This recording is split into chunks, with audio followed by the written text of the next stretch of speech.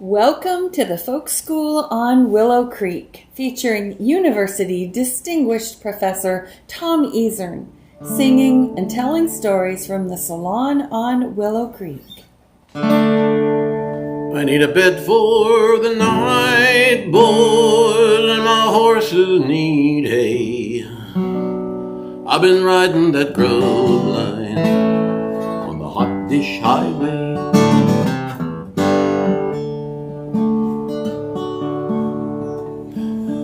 They have tamed it with their harrows, they've broken it with plows, where the bison used to range it. Someone's built himself a house. They have stuck it full of fence posts, they have girdled it with wire. They have shamed it and profaned it with an automobile tire. They have bridged its gully to rivers. They have peopled it with men. They have churched it. They have schooled it. They have steepled it, amen. They have furrowed it with ridges. They have seeded it with grain. And the West that was worth knowing, I shall never know again.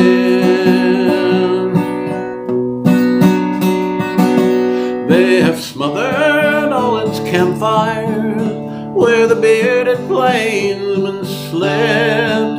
They have driven up their cattle, where the skulking coyote crept. They made themselves a pasture where the timid deer would browse, where the antelope were feeding. They have dotted it o'er with cows.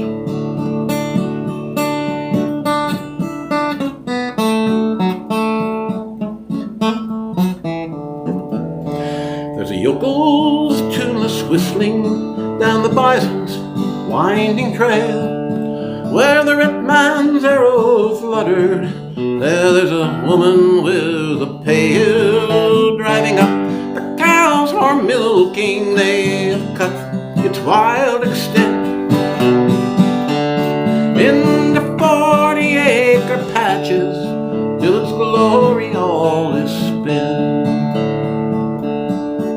I remember in the 60s, when as far as I could see, it was never lord or ruler, but the buffalo and me. Yeah, the blight of mine was on it, and the endless acres lay,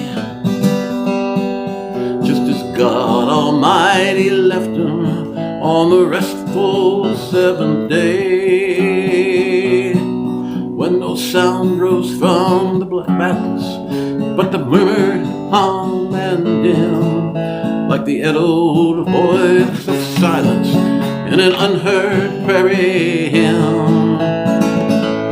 And I lay at night and rested in my bed of blankets curled, much alone as if I was the only man in the world. But the prairies passed or passing with the passing of the years, till there is no westward knowing, and there are no pioneers. They've riddled it with railroads, throbbing on and on and on. They've riddled it of dangers till the zest of it is gone. And I've saddled up my pony, for I'm dull and lonesome here, to go westward, westward, westward, till we find a new frontier, to get back to God's old wildness and the skies we used to know. But there is no west, it's conquered, and I don't know.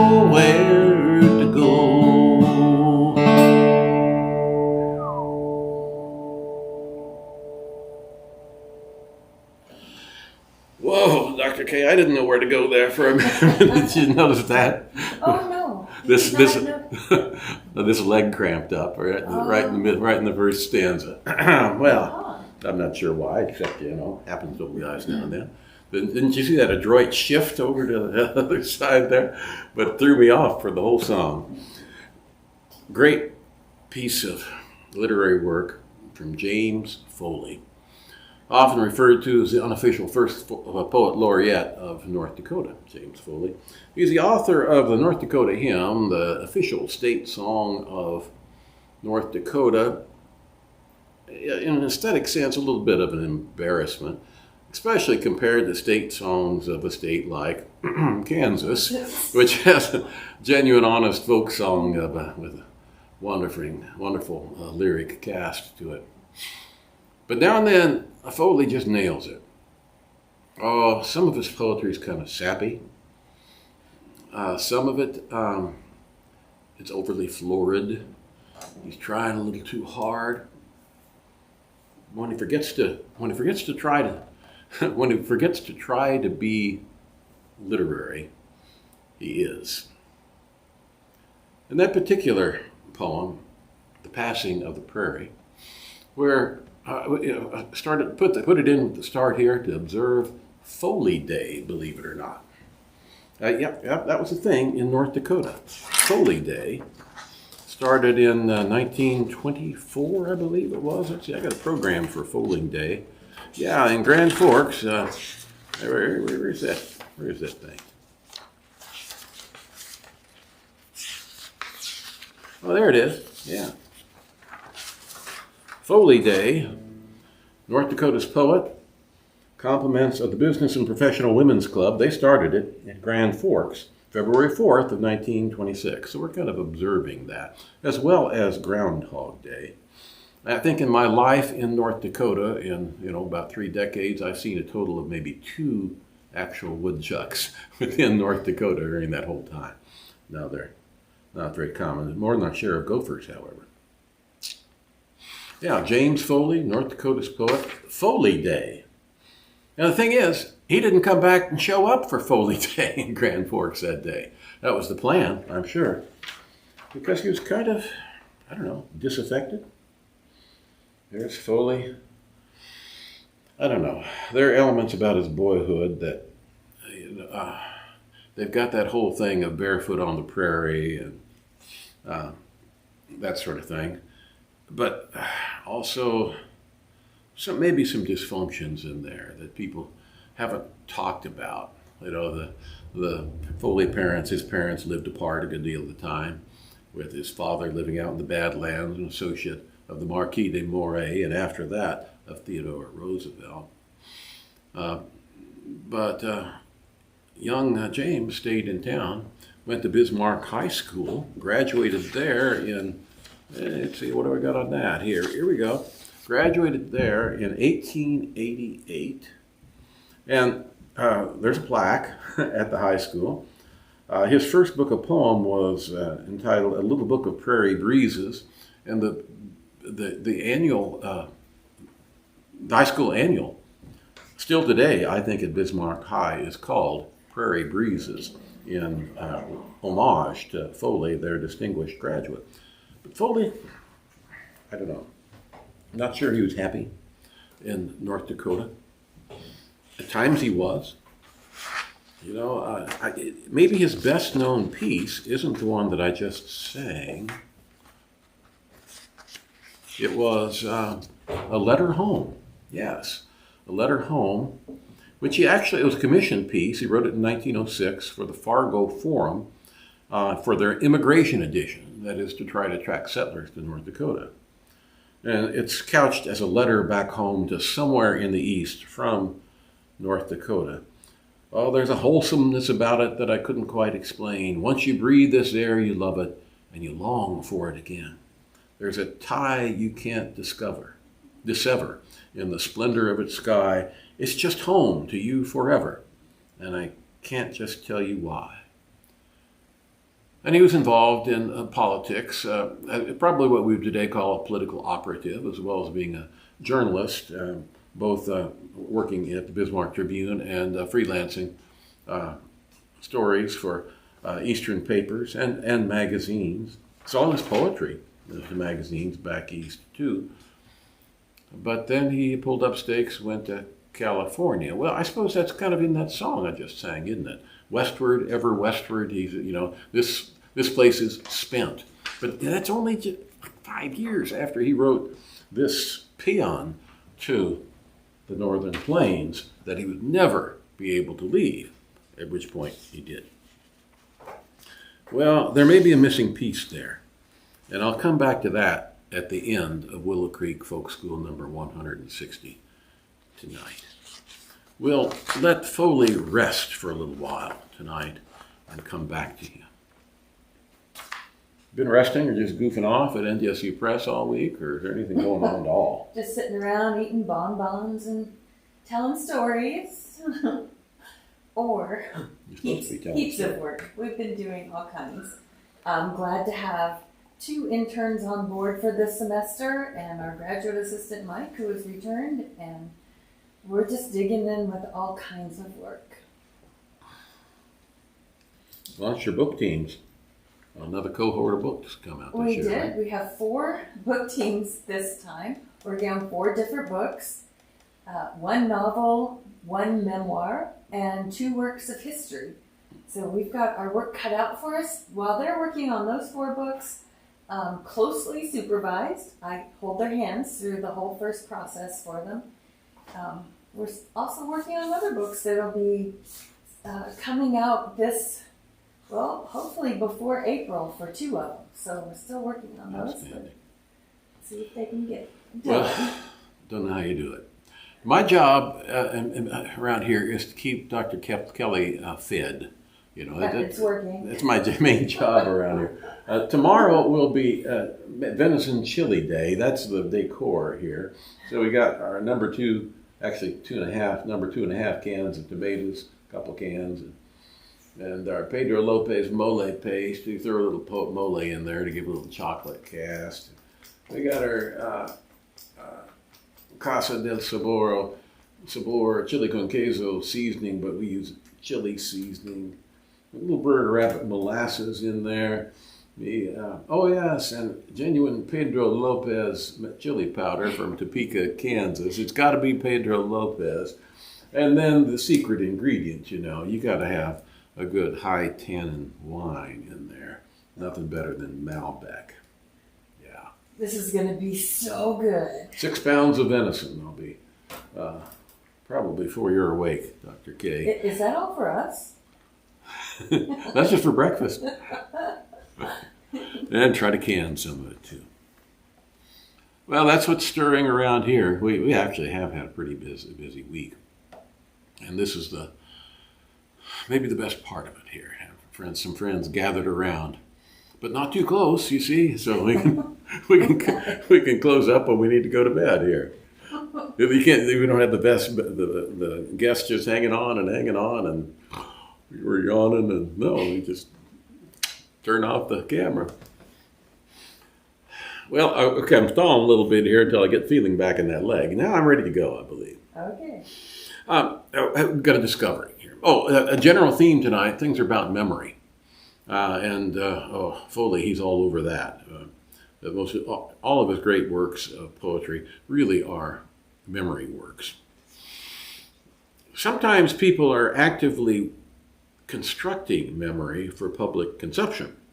And it happens in ballads now and then. Ran across a case of it in, what's the paper here? It was the Ellsworth, Kansas Reporter. The Ellsworth Reporter, the 27th of September, 1883. I was looking for songs that were written to the tune of the 19th century saying and doggerel ballad, Root, Hog, or Die. And sure enough, this one showed up. It evidently was a ballad current among buffalo hunters, perhaps as early as the 1860s. And that would be dipping back into the robe trade, possibly. Certainly with buffalo hunters working out of Dodge in the 1870s. But it traces a little earlier than that back to Ellsworth. And it may have been they were planning a reunion of buffalo hunters. But here's what we're discovering about these buffalo hunters. We think of them as a greasy, grisly, disrespectful outfit. I'm looking for something. Yeah, here we go. And you won't find historians disagreeing with that much.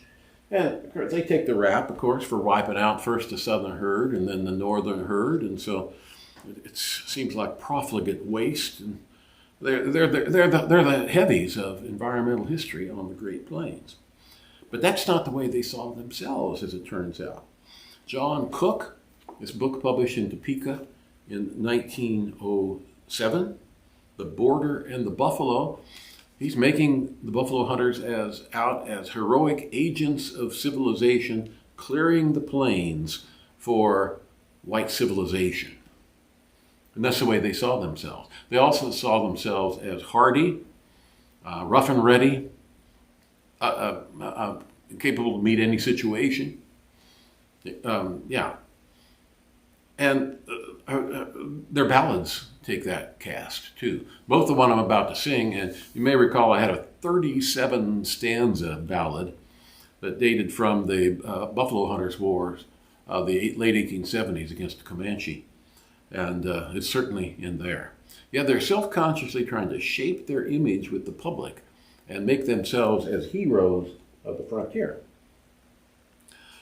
Well, okay, so here's this ballad brought into the Ellsworth Reporter by a fellow who signed himself Smoky Hill. Well, by God, that's Smoky Hill Thompson, who settled down there on what became known as Thompson Creek, a branch of the Smoky Hill, which is like connecting the old Smoky Hill Trail with the Santa Fe Trail, cutting off from Fort Ellsworth down to around Fort Zara. That crossways there. And then Thompson and Associates settled on what the creek that came to bear his name, Thompson Creek. Oh my goodness, it's Smoky Thompson, a very well-known character. In fact, there's a section on Smoky Hill Thompson in this book by the late Dean of Journalism at the University of Kansas, David Derry, Truth Tales of Old Time Kansas. Devotes about a 4-page sketch of Smoky Thompson. Maybe worth talking about in more detail another time, perhaps. Yeah, they have that one. Keep that one around. Well, Smoky then. Now I'm going to sing this ballad in a moment, and this is one where I thought, should this be censored a little bit here? Some objectionable language in it. I thought, well, no. I think it's an adult public we're working with here. And it's, all right, this is how these fellas saw themselves and the world. All right, so take it in that context. But Smoky introduced the ballad himself to the readers along these lines, Dr. Kelley. All right, from Ellsworth, Kansas, September 20, in the Reporter. The following song, or words to that effect, in the early day of Ellsworth, was sung around the campfire of many a party of buffalo hunters. It is like the times it portrays, a little out of joint. The meter is far from perfect. The rules of poetical construction are considerably ignored. Yet, it is a good picture of the times it describes. In camp, it used to be sung to any tune. Usually, each singer would have a tune of his own. I presume it can yet be sung in the same manner. Please publish it as something connected with our early history, and perhaps there will be enough old buffalo hunters at our reunion October 3rd to howl it once again. I am a buffalo hunter and I hunt the middle line, and I can whip the lad who'll shoot a cripple of mine. If he don't let him slip, you can bet your boots I'll try to spoil him with the 50 ball. It's rude, hog or die. There are many curious sights to be seen up the road. There's buffalo and deer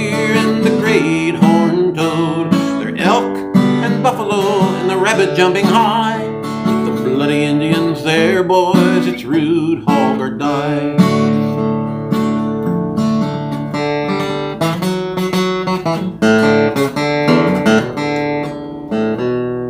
The buffalo bones are scattered on the prairie here and there. Now and then an Indian who died upon the square. When you look at him, your heart will never sigh. It's bully fun to knock 'em down. It's root, hog, or die. Perhaps you'd like to know what we have to eat. It's a little bit of bread and a heap of buffalo meat, wild plums and other fruit with beans and sugar on the sly. It's good for those who like it, boys. It's root, hog, or die. And perhaps you'd like to know what we have to sup. A little bit of coffee out of an old rusty cup, with water from the Smoky, well mixed with alkali. It's good for those who like it, boys. It's root, hog, or die. Now we arrived in Ellsworth City on the 2nd day of June. The people were surprised to see us back so soon. But we're good buffalo hunters upon whom you can rely. We're tough and we can stand it, boys, but it's root, hog, or die.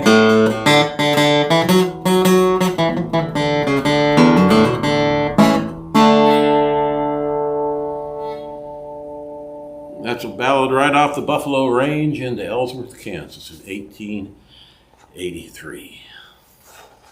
That's now one of 4 Buffalo Range ballads, which I'm aware. When we started the Willow Creek Folk School, there's really only one known ballad of the buffalo hunting days, and now there are 4. It sounds like you might have enough for a chapter. Oh? Your book of ballads. There's a piece cooking there, yeah. You bet. Do we have any guests with us tonight? We do.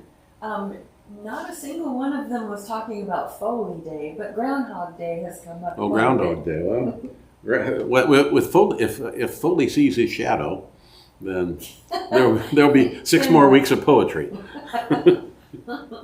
Alrighty. Von Rothenberger reports rain. Yeah. So Yeah, we'll probably get a little here on the weekend. That's just crazy. Raining in first week of February in North Dakota.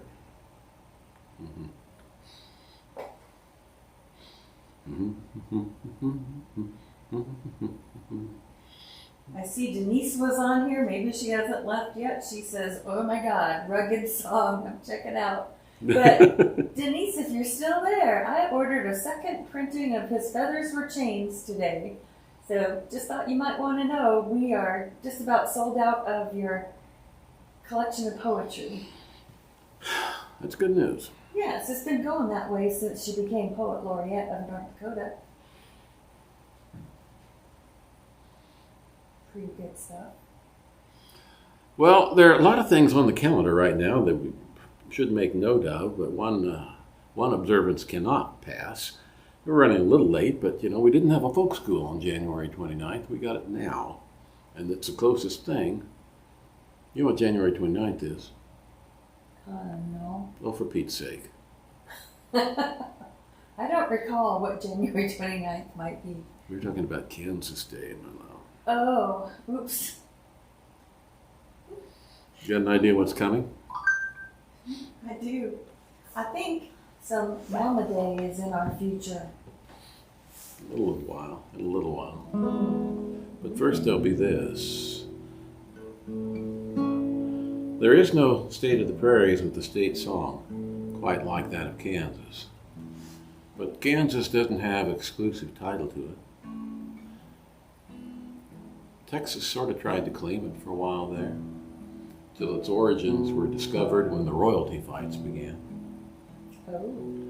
I know that after David Guillen of Texas set the song to a variety of tasteful and musical arrangements, it was a favorite here in North Dakota as a music contest song in the 1940s. It was regarded as a nice sort of manly song for boys to sing at music contests.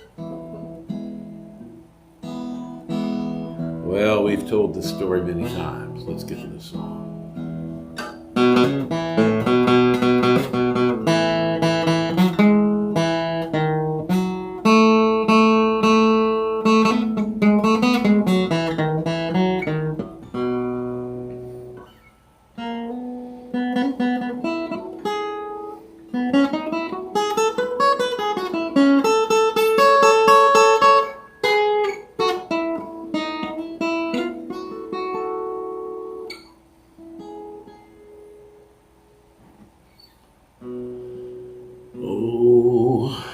Give me home where the buffalo roam, where the deer and the antelope play, where seldom is heard a discouraging word, and the skies are not cloudy all day. A home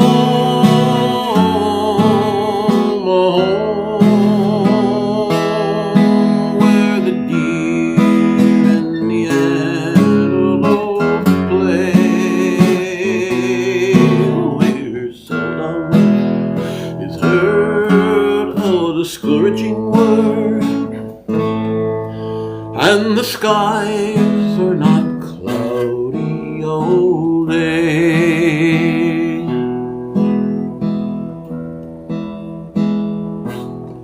Where the air is so pure, the zephyrs so free, the breeze is so balmy and light, would not exchange my home on the range for all of your cities so bright. I love the wildflowers in this dear land of ours, the curlew I love to hear scream, and I love the white rocks and the antelope flocks that graze on the mountain tops of green. A home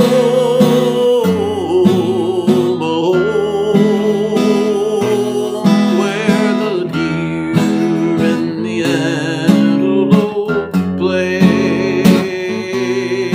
where seldom is heard a discouraging word, the skies are not cloudy all day.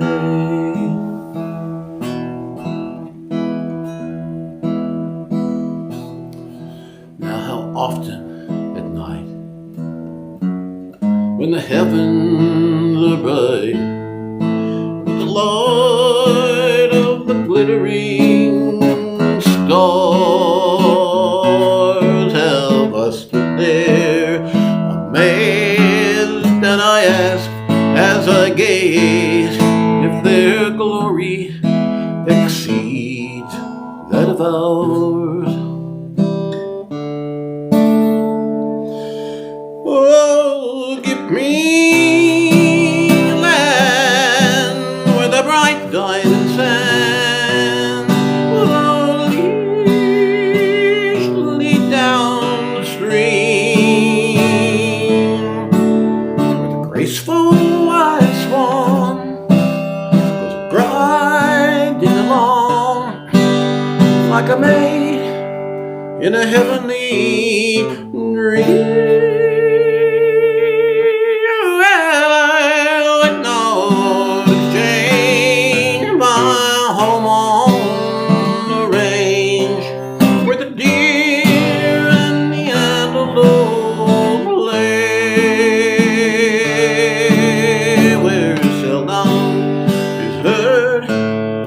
discouraging word,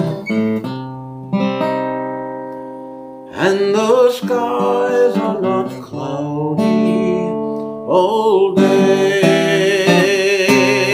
No, the skies are not cloudy all day.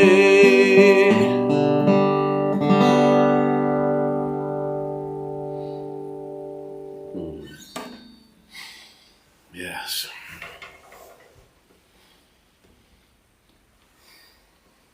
Well, John and Melvina and our other friends from Oklahoma, we didn't have time for the Chickasha text tonight. Our friend from Montana, we don't have time for the Culbertson text either. And it's truly a song of the plains, home in the range.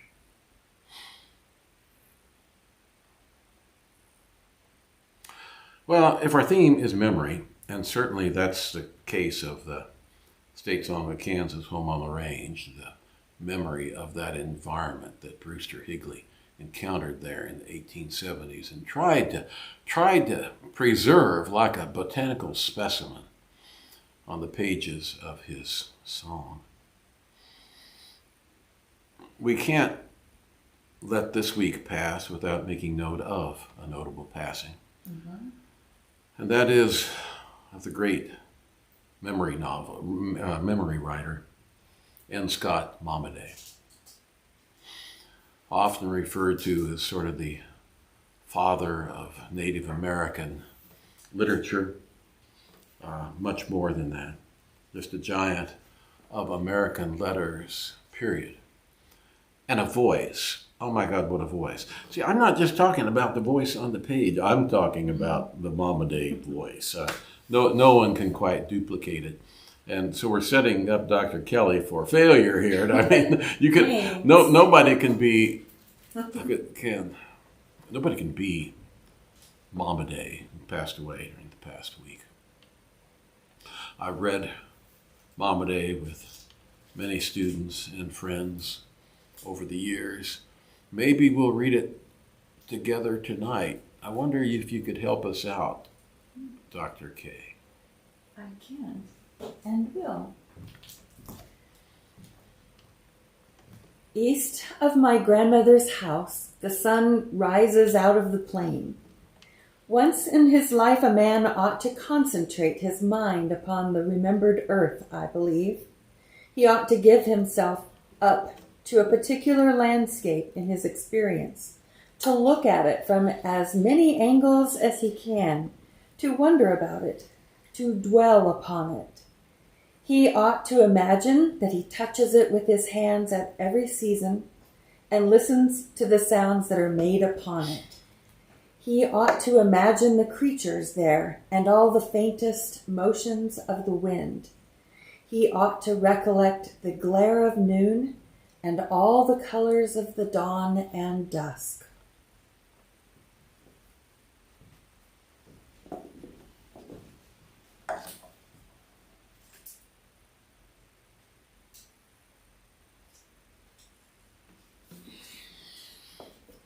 Well, his generational companion in the literature of our region would be Wallace Stegner. Momaday, his boyhood spent partly on the southern plains with his grandparents, his Kiowa side. Stegner spending his boyhood in East End, southwest Saskatchewan. Both of them, I'm not going to say obsessed with memory, I'm saying dwelling with memory, mining it to grace our literature. Stegner was the teacher of Larry McMurtry. If anybody could teach anything to Larry McMurtry, maybe it's just a native talent.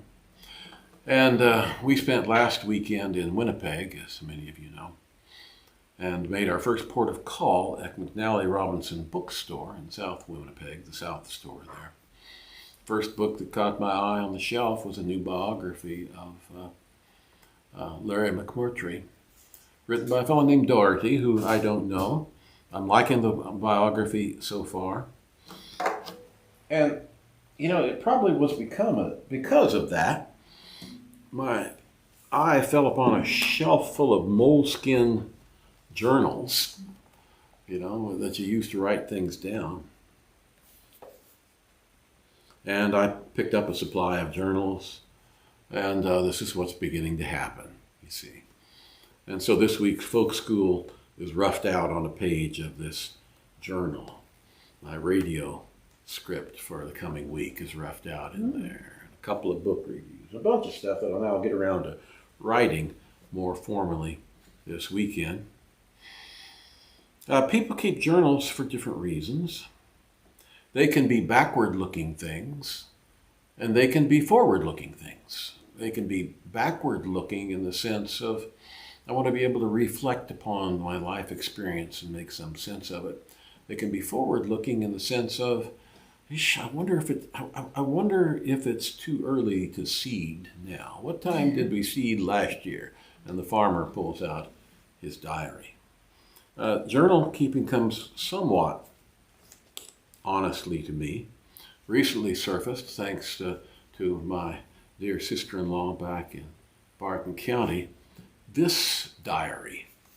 And it proves to be the diary of my own mother, Marie Easern, for the years 1931 to 1936. Oh, yeah. And there, she pastes a photograph of her 12-year-old self into it. Oh, my goodness. Oh, and then she writes on the first page, starting in 1931, if this book should ever roam, box its ears and send it home to Marie Dunikek, Great Bend, Kansas. Well, at least it didn't get away, didn't it? Here it is. Family members. I'll be doing a careful digitization of that diary so we can share it here in the coming year. Oh yes, but Larry McMurtry, his biography is a little bit disturbing. Doherty argues that he writes to try to fill the empty pages of his youth. And I'm not sure I'm on board with the way he's treating that. It's kind of like people who visit the prairies and say, oh, well, there's really nothing here, and let's get through it. I think maybe a boyhood is like that, too. It may appear to have open space in it, like McMurtry's boyhood there in northwest Texas, but in fact, it's full of stuff, and that makes his books. He's like Cather. His best writing, I believe, dwells upon his own origins. He's a great essayist, too. In a Narrow Grave is one of his book's essays. Another one is called Walter Benjamin at the Dairy Queen, in which he's reading the philosopher of history, Walter Benjamin, in the Dairy Queen in Archer City, Texas, there, of all places. Did anybody come along and ask him, what are you reading there, Larry? I just doubt it. And what was I looking for here? I've got it back here. Some years ago, Virgil Dean at Kansas History, the Journal of the State Historical Society, asked me to write kind of the wrap-up piece for the 150th anniversary of Kansas issue. Well, I was delighted to do it. And then I wrote a conclusion to it that Virgil, he wrote me when he got the manuscript, and he says, I don't know about this. 2 days later, he called me up and said, let it stand. Let me give it to you here. Now, it's on the offshoot from Larry McMurtry sitting in the Dairy Queen reading the philosopher of history Walter Benjamin there in Archer City, Texas. The most memorable and haunting image in all that esoteric branch of letters we call the philosophy of history comes to us from Walter Benjamin, a German Jewish Marxist scholar who died in 1940 while fleeing Nazi persecution. The image derives from an ink drawing made by the artist Paul Klee and owned by Benjamin. Contemplating the piece, Benjamin reimagines the staring, open-mouthed, abstract angel in the painting as the angel of history. There is a picture by Kelley called Angelus Novus, Benjamin writes.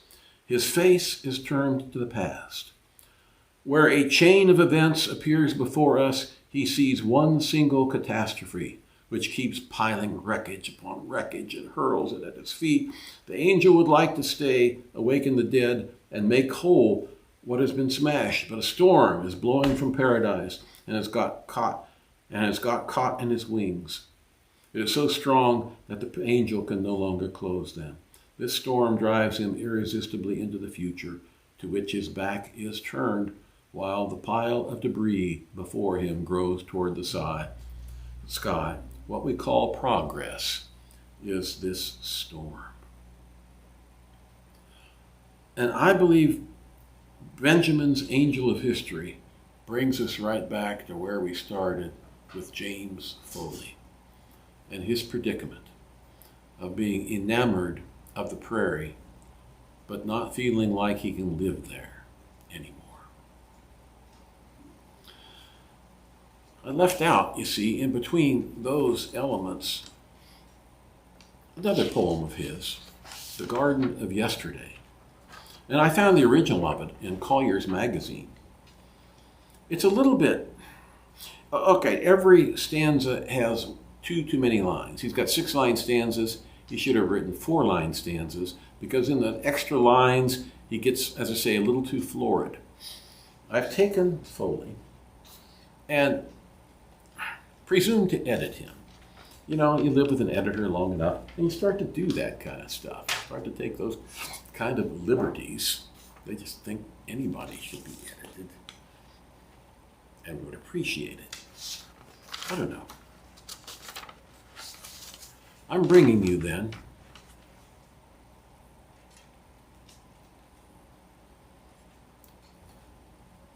James Foley's The Garden of Yesterday.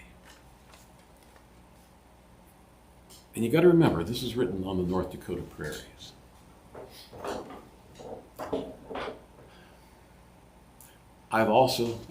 We'll have a little free-form addendum to Foley before wrapping it up.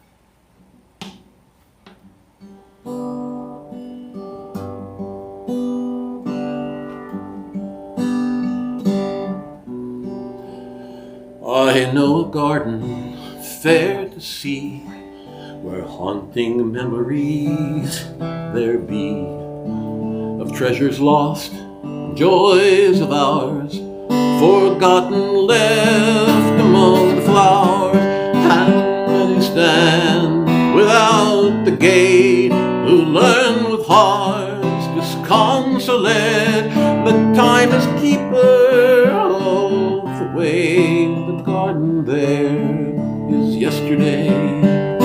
Time is keeper of the way. The garden there is yesterday. All day I stood beside the gate, from dawn to dusk, and saw them wait to plead with him, to clear the way, that they might search in yesterday. But to them all he shook his head. The way forever closed, he said, for time unyielding held the way. The garden's mine, 'tis yesterday. Time unyielding held the way. The garden's mine, 'tis yesterday.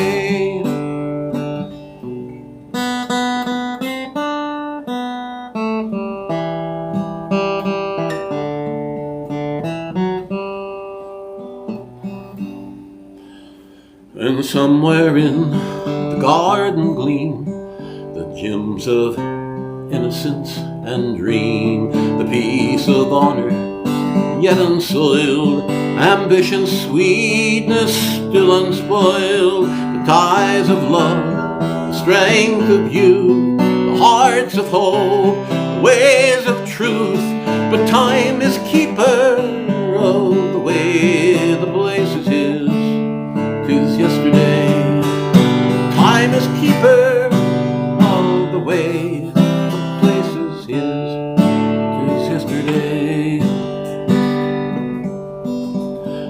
There's a garden on Willow Creek where the wild plum of spring we reek of remembrance.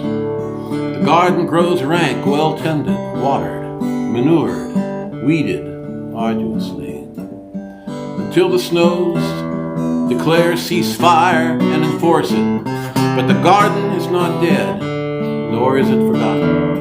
The redolent plums return, and the husbandry of history resumes.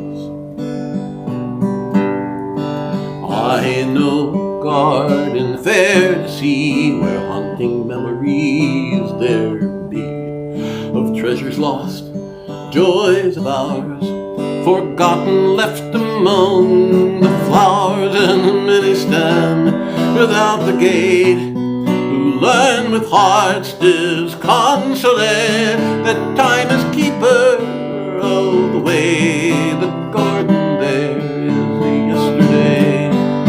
Time is keeper of the way. The garden there is yesterday.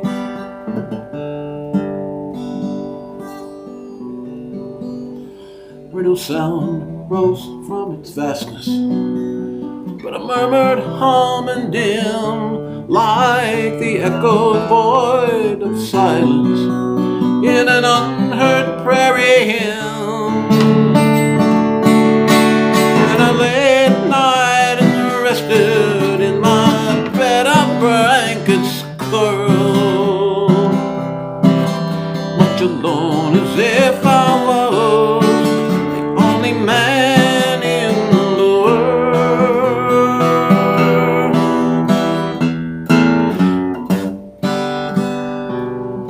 Wie schön ist das lebendige Leben, ein Häuschen auf grünender Flur, mit schattigen Bäumen umgeben. Wie glücklich mag mich die Natur. Have you noticed that the great prairie songs, the ones that are true anthems of the land, are always waltzes? Im Schatten der grünen der Bäume, da sitz ich so gerne allein.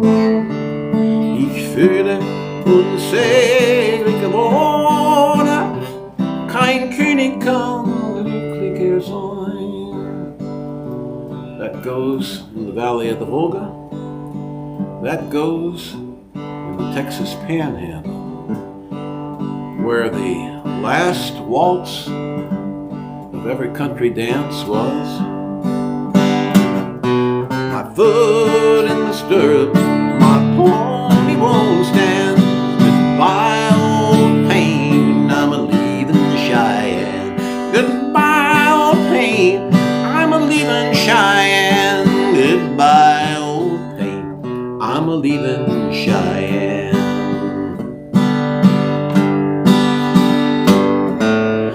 Give me that land where the bright diamond sand flows leisurely down the street.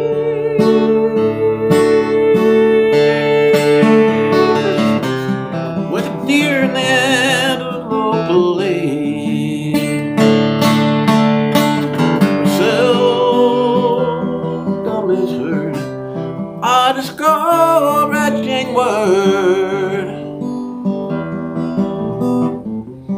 and skies are not cloudy, are not cloudy, oh, the day.